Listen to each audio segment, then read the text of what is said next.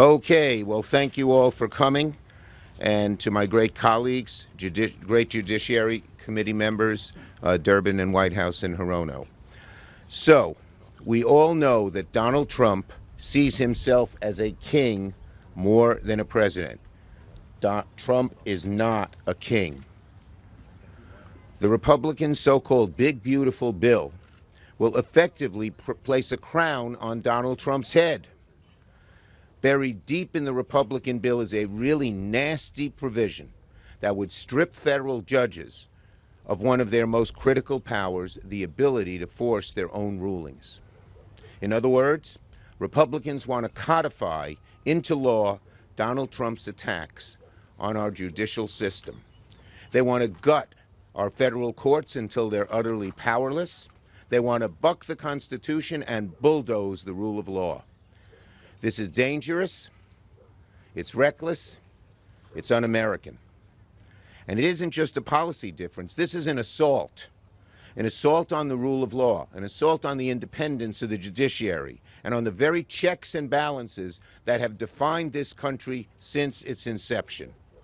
So today, I'm announcing that Democrats will fight with every tool we have to stop this provision from becoming law, this evil, un-American provision that flies in the face of the Constitution completely. This provision, as I said, is one of the most direct assaults on the separation of powers in recent memory. It essentially hands government officials, including Donald Trump, the license to ignore any ruling from a federal judge that they don't like. And it strips the courts of any power to hold people accountable if they violate court orders, including the Supreme Court. Shame on the House of Representatives putting this in, on the Republicans in the House of Representatives. Shame. This is so bad, it's beyond the pale. So, as we all know, one of the most essential things that the judiciary has, its ability to enforce its own orders.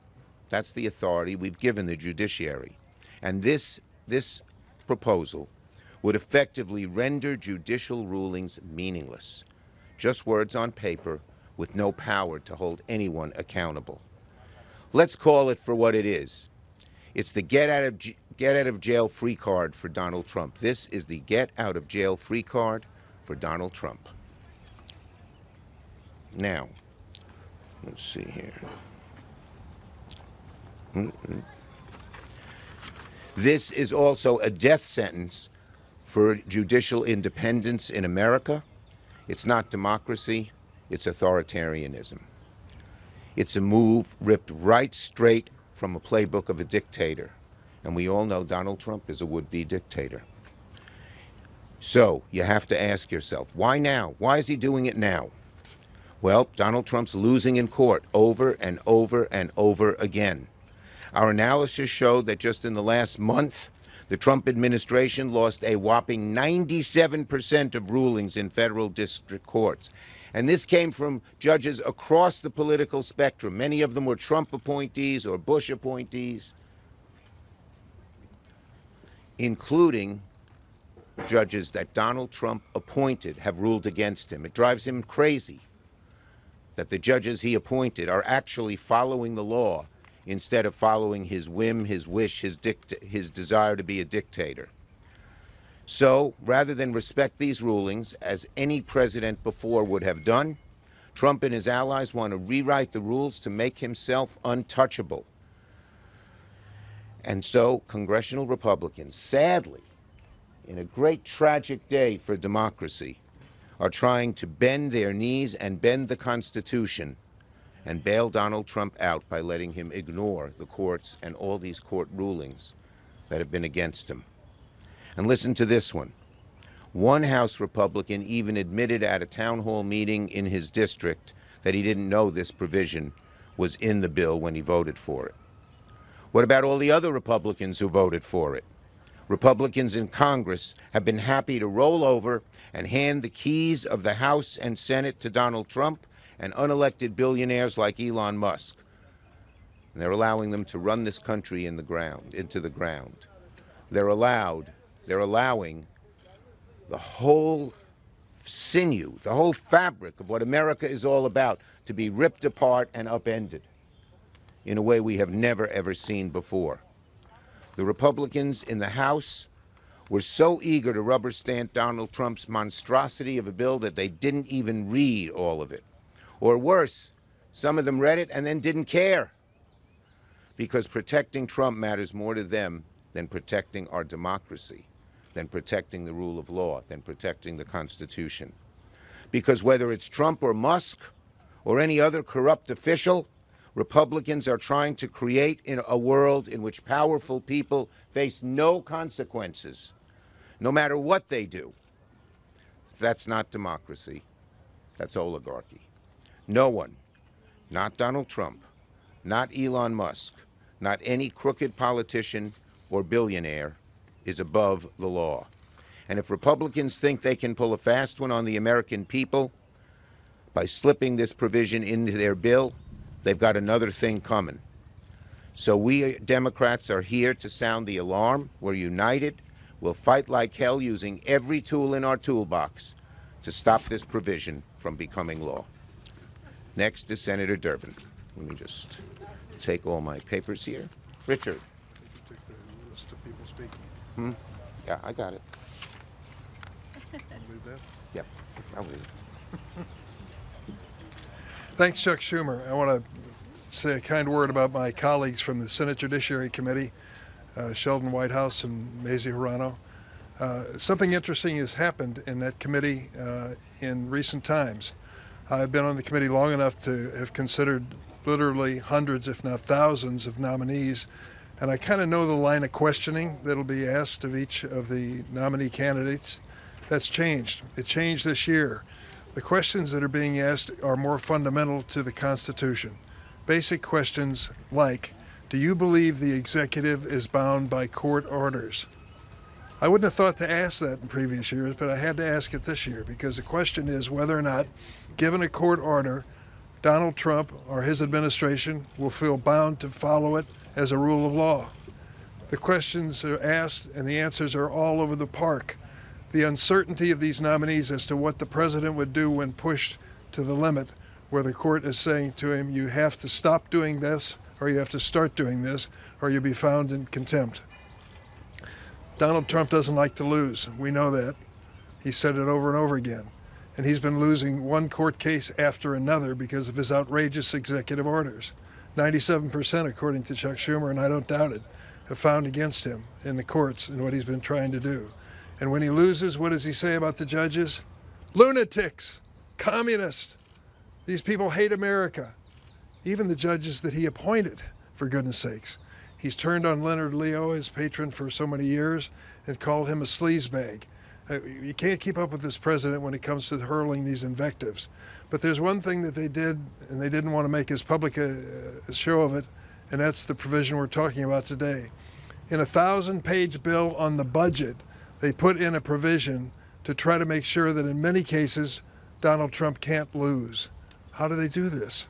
Well, they say rather if you want to enforce a court order as a plaintiff, enforcing it, for example, a contempt citation, there has to be a security bond filed. Well, of course, what that means is if you didn't put the money up front when you filed the case, it comes to enforcement of the order, they're able to challenge it on this basis. This is another provision by the Trump administration to avoid responsibility, avoid accountability, avoid transparency, and avoid losing. Well, that's no surprise, but why is it important? It's important because it goes to the heart of the Constitution. Article 3 courts are the last recourse when it comes to challenging the executive branch, even the congressional branch. They have to have the power of the Constitution behind them to stand for their decisions and to make those decisions without fear or favor. If this provision is included in here, and I hope it won't be included, it's going to make it extremely difficult to enforce the law, enforce court orders. That's what it's all about. Trump doesn't want to lose, and he's been losing consistently. He hates these judges, but he can't remove them. They're in for life.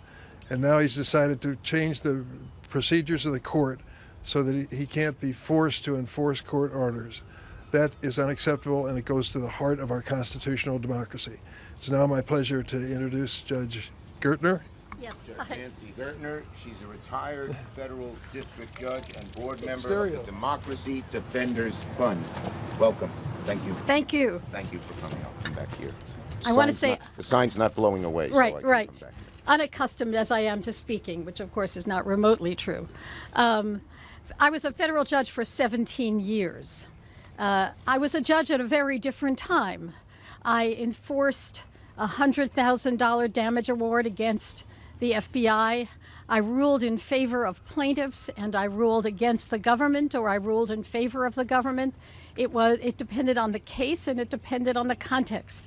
I felt free to do that, the kind of freedom that this democracy gives to independent judges. If I were wrong, I would be appealed.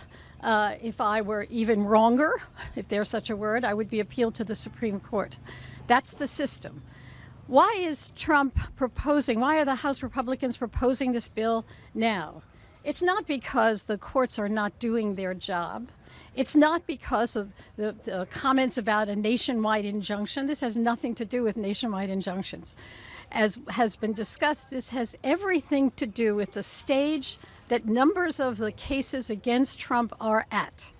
Judge Zinnes in Maryland, Judge Boasberg in D.C., Judge Murphy in Boston are on the cusp of contempt proceedings. They have ordered the government to return Abrego Garcia. They've ordered the government not to deport people without due process. And they get dissembling, misrepresentations, ducking, and they are on the cusp of contempt. That's the reason why we're here. The judges, by the way, who have ruled against Trump, it has to be said over and over again. It doesn't matter what party who appointed you, what president appointed you.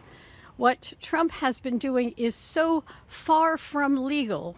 That's the explanation for his losing record.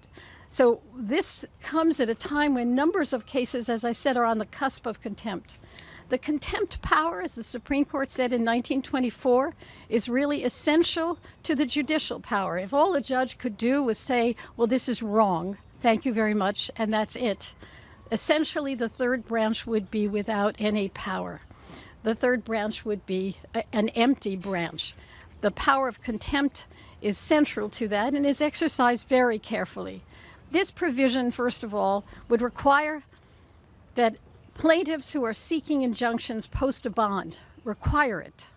That means, go back to the desegregation cases, it would mean that the poor plaintiffs who are bringing cases against school boards who were segregating would have to post a bond way beyond their means. It would mean, it would basically limit access to this very important institution, namely the courts. So this would require a bond. They would require a bond retroactively. So think about the body of civil rights and institutional cases that have been brought that now would be in jeopardy if a retroactive bill were passed. What judges do now is they have the possibility of appointing. Rule 65 allows them to post a bond, to require people to post a bond if there's substantial damages in the offing. But typically judges do not do it in constitutional cases where the individual plaintiffs are, as I have described. The provision is, as I said, a direct hit on the court. You cannot use appropriated funds, it says, to enforce your orders. You can't use the marshals to enforce your orders. You can't use your not clear law clerks to enforce your orders. Essentially, it would leave the courts with it as an empty shell. It also, as I said, required a bond, which would wipe out much of the civil rights and civil liberties litigation that we have seen. If courts can't compel compliance, there is no justice.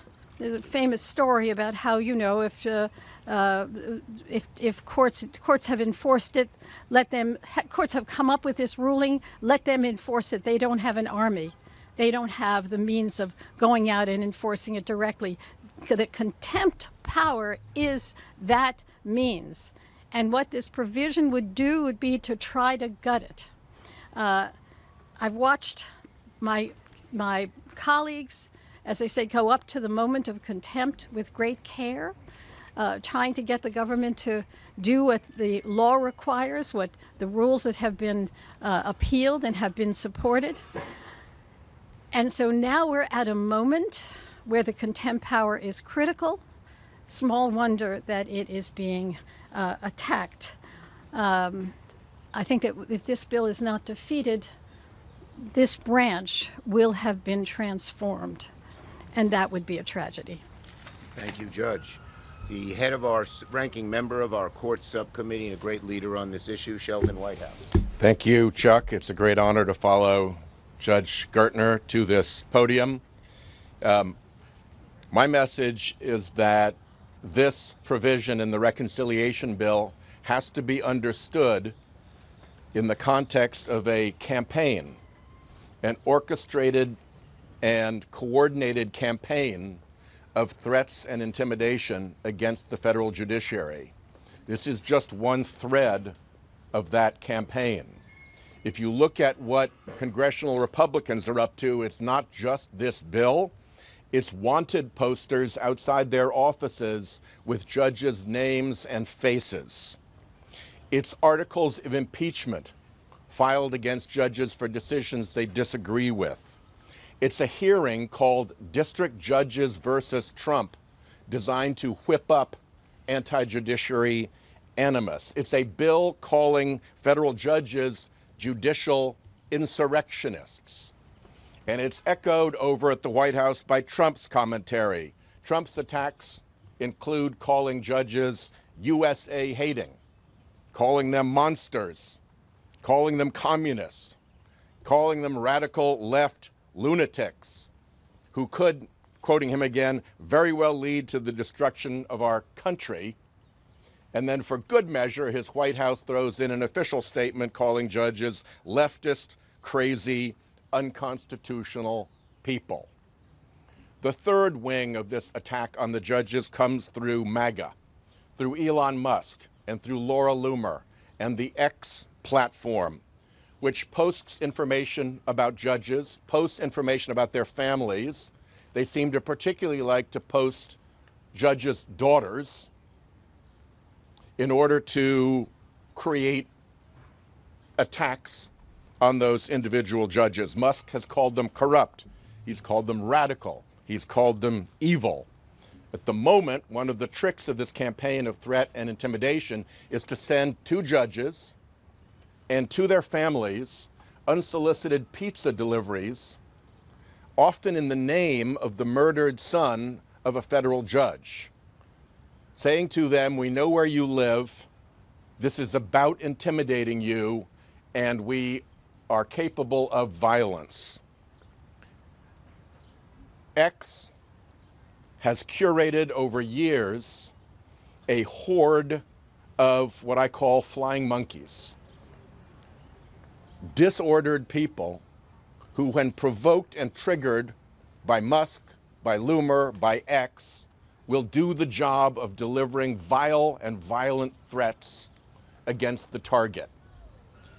And that has caused the judges to have to take this far more seriously. Justice Roberts had to make an uncharacteristic public statement saying, if you think we're wrong, appeal, don't threaten impeachment. He did that because he was getting pressure from district judges who were feeling left hung out to dry in this atmosphere of threat and intimidation. The judges through the Judicial Conference have had to create a judicial security and independence task force to deal with this campaign of threats. And the question we're about to face is whether the MAGA Attorney General, Pam Bondi, in the face of this campaign of threat and intimidation, will allow the Marshal Service to do its work of investigating those crimes. Not only investigating those crimes, but investigating those who are orchestrating and coordinating that campaign of threats. If, in fact, as all the evidence suggests, that campaign leads back to MAGA, then Bondi has every incentive to squelch these investigations. So keep a sharp eye out for her. We're up to 162 threats now. If that's not a campaign, if that's not predication for these investigations, I do not know what is.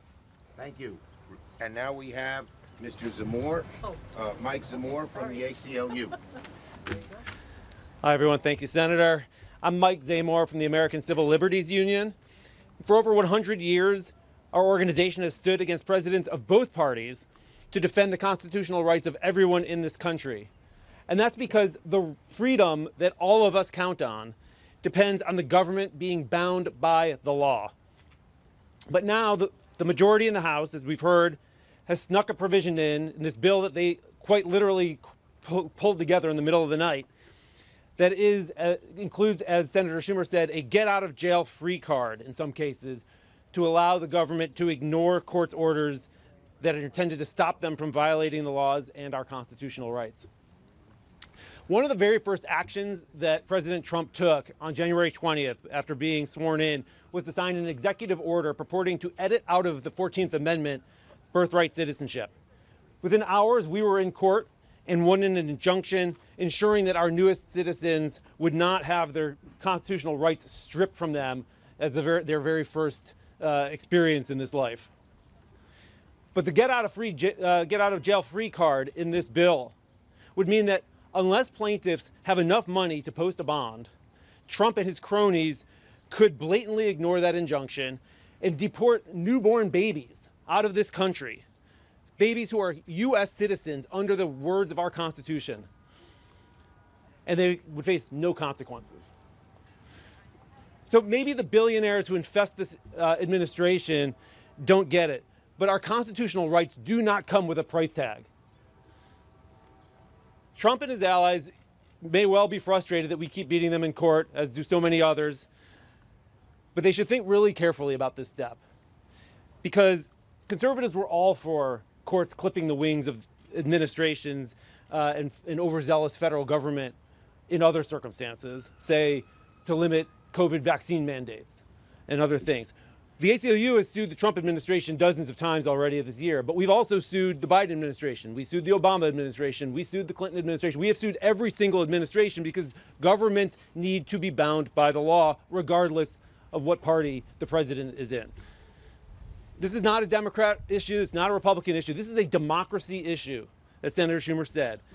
We cannot stand and will not stand for a government that can impose its priorities on the people instead of the other way around.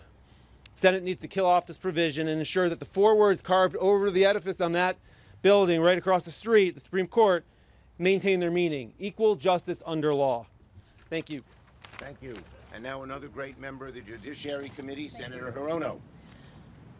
Thank you very much. I'm glad to be here with everyone to point out yet another atrocity that the Republicans have sneaked into this 1,000-plus page bill.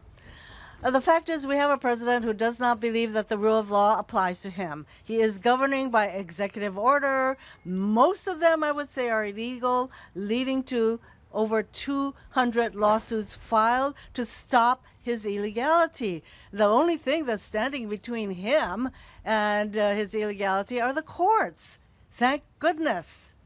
Thank goodness.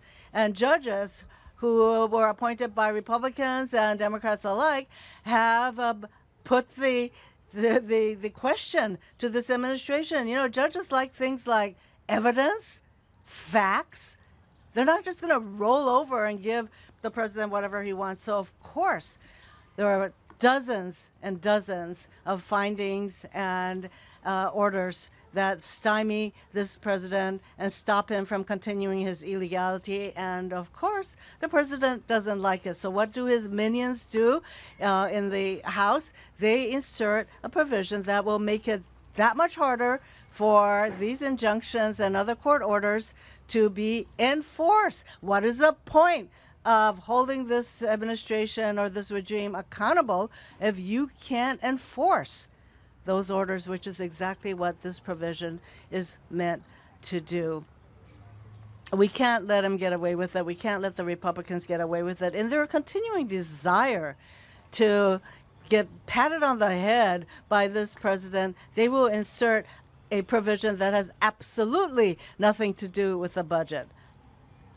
So we need to get this provision out of the bill, but just people should understand this is the kind of thing that this president wants to have done on his behalf. He will attack anybody who can stand up to him, whether they're law firms, whether they're corporations, whether they're colleges and universities. His modus operandi is to attack and try to stymie anybody that stands up to him, and that is why this provision is in this bill, to stop the courts from preventing him from continuing in his illegality.